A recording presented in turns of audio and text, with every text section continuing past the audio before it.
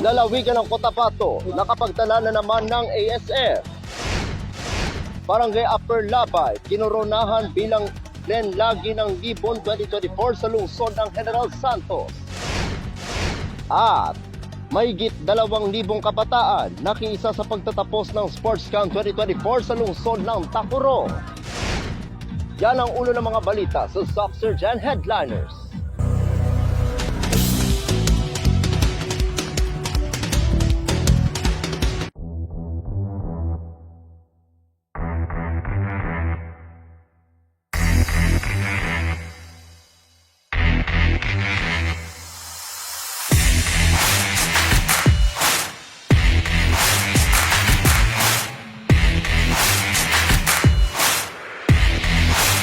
Mundo may magbago, patuloy pa rin ang pag-unlad ng ating radyo.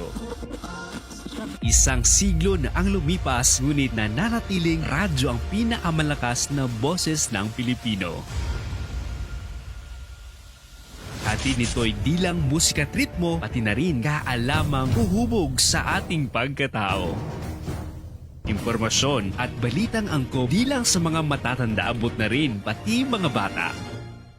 Oras ay mahalaga, kaya lagi tayong dapat kumonekta. Buksan ang isipan sa makabagong radyo para sa makabagong Madlat MCO. Kaalamay ipapalaganap sa bawat isa, alinmang henerasyon at panahon. Ito ang Sokelco Radio Kidlat 88.1 FM. Bagong istasyon ng bagong henerasyon. Wilfredo Evangelista, Eileen Suelio, Carlos Fabian III, Jonathan Leisa, Paul Alan Aquil, Katrina Trevilla, Nel Labuen, Oscar Salamanca, Jason Palos. MCO Bidang Ka.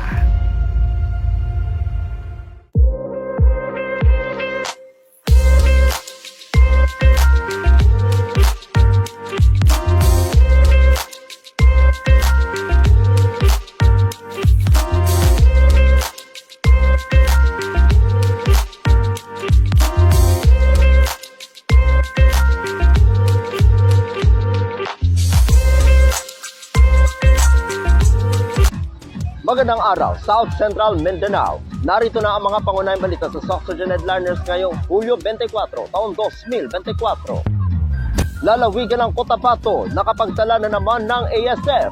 Narito ang ulat. Muli na namang nakapagtala ng panibagong kaso ng African Swine Fever o ASF ang lalawigan ng Cotabato, partikular na sa Barangay Pulang Lupa, Bayan Namlang, Barangay Guangan, Makilala, Barangay Tubon, New Igbaras, North Manuagan, Presbitero at Mitpapan 1, Bayan ng Pigkawayan at Barangay Sumbak at Kalaysan sa lungsod ng Kinabawan.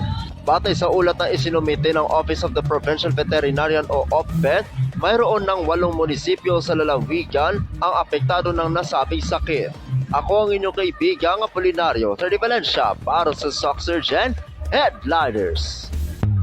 Barangay Upper Labay, kinoronahan bilang Lenlagi ng Libon 2024 sa lungsod ng General Santos. Narito ang ulat. Kinoronahan sina Jonathan Pendaton at Ketty Coyoca mula sa Barangay Upper Labay bilang G10 Lagi ng Libon 2024 kagabi, ika-23 ng Hulyo taong kasalukuyan sa kinanap na GLNL 2024 Coronation Night sa Oval Gymnasium. Bukod sa pagiging G10 Lagi ng Libon 2024, si Jonathan Pendaton ay kinilala rin bilang Best in Closed Door Interview.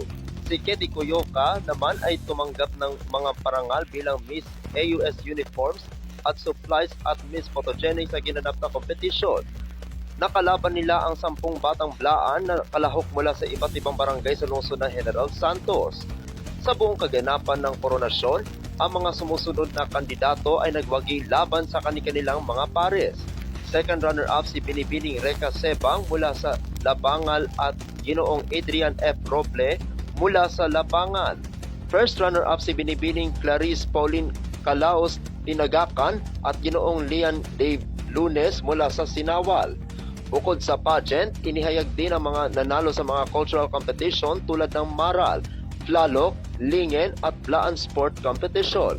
Ang aktibidad ay inorganisa ng City Mayor's Office Integrated Cultural Communities Affairs Division o CMO ICAD sa pamumuno ni Division Chief Jocelyn Lambak Kanda na naging matagumpay dahil sa suportang ibinibigay ni City Mayor Honorable Lorely Geronimo Pacquiao. Ang GLNL G10 Lagi ng Libon 2024 ay bahagi sa selebrasyon ng 10th Blaan Day na may temang Kaspalo Fali Kanpulong Blaan o A Decade of Blaan Excellence. Ako ang inyong kaibigang Apolinario Terry Valencia para sa Soccer Gen Headliners.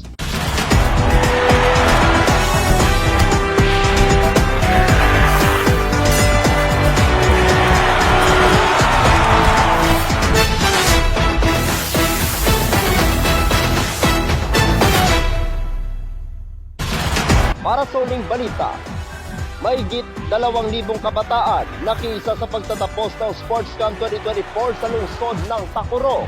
Narito ang una. Napuno ng enerhiya ang City Cultural and Sports Center nang magtapos ang Summer Sports Camp 2024 noong unang araw ng Hulyo taong kasalukuyan na may mahigit 2,035 camper na lumahok.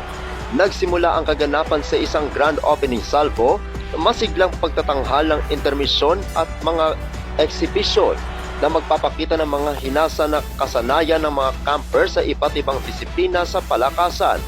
Ang sports camp na tumakbo mula sa ika-10 hanggang 28 ng Hunyo taong kasalukuyan ay nagbigay ng 15 araw ng malawak na pagsasanay sa malawak na hanay ng mga disiplina sa palakasan, kabilang ang mga combat sports tulad ng wrestling at judo, aesthetic sports tulad ng pagsasayaw, paglangoy at gymnastics, pati na rin ang net or court sports tulad ng badminton at table tennis. Kinilala ni Mayor Joseph George Elechoncito MDDPA ang makabuluhang pagsisikap ng mga magulang, tagapagsanay at coach na inuulit ang pangako ng lungsod sa pagpapaunlad ng palakasan. Ipinahayag niya ang kanyang buong suporta para sa mga atleta at nag-aanunsyo ng mga plano para sa isa pang summer camp sa 2025 na may mas mataas na budget upang higit pang mapahusay ang programa. Binanggit niya na ang esports ay isang kasanayan na dapat hasain, hindi pabayaan. Sa hinaharap, buong pagmamalaking inihayag ni Mayor Lechoncito na 18 atleta mula sa lungsod ang sasali sa prestihiyosong palarong pambansa sa ika-16 hanggang 17 ng Hulyo taong kasalukuyan sa lungsod ng Cebu. Maglalaban din ang Team Karatedo sa ika-4 hanggang 7 ng Hulyo taong kasalukuyan sa Maynila. Ang mga mananalo ng ginto, pilak o tansong medalya mula sa pambansa at internasyonal na mga kompetisyon ay tatanggap ng mga insentibo mula sa pamahalaang lungsod. Idiniin niya upang magbigay ng inspirasyon sa mga darating na atleta. Dumalo rin sa nasabing aktibidad si City Vice Mayor Lina Omontilla at ilang miyembro ng sangguniang panglungsod. Sa kanyang mensahe ng pasasalamat, ipinaabot ni Vice Mayor Montilla ang kanyang pagpapahalaga sa mga coaches, volunteers, trainers at mga atleta para sa matunog na tagumpay ng sports camp ngayong taon. Ipinagmamalaki mo ang Tacurong City sa iyong mga kahangahangang pagtatanghal. Ang iyong hiling at determinasyon ay tunay na nagbibigay inspirasyon. Sana ang sports camp na ito ay ma-inspire ka para maging excel sa napili mong sports. Yan ang kanyang sinabi. Ang kulminasyon ng Summer Sports Camp 2024 ay hindi lamang ipinagdiwang ang mga tagumpay ng mga batang atleta, ngunit nagtakda rin ng yugto para sa mga tagumpay sa hinaharap ng mga batang Tacurong noon sa palakasan sa buong bansa at sa buong mundo. Sa katunayan, hindi lamang tayo nagtatayo ng isang kampyon, kundi isang kampyon din sa buhay, sabi ni Sports Development Officer na si Ginoong Georgian Kahandi. Binigyan din ng espesyal na parangal sa seremonya ang iba't ibang sports team para sa kanilang paglahok. Most Discipline Award ang Team Athletics, Most Active Awards ang Team Badminton, pinakamahusay sa uniform ang Team Table Tennis, pinakamahusay sa produksyon ang Team Hip Hop at pinakamahusay sa yelling ang Team Volleyball. Ako ang inyong kaibigang Apolinario Terry Valencia para sa Soccer Gen Headliners.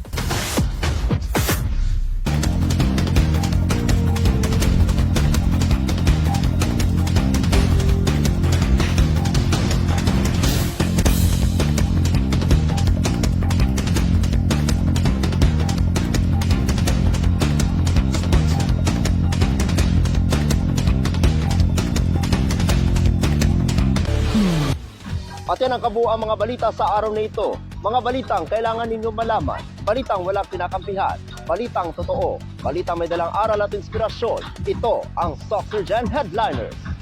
Hanggang bukas, maraming salamat at magandang araw, kaibigan.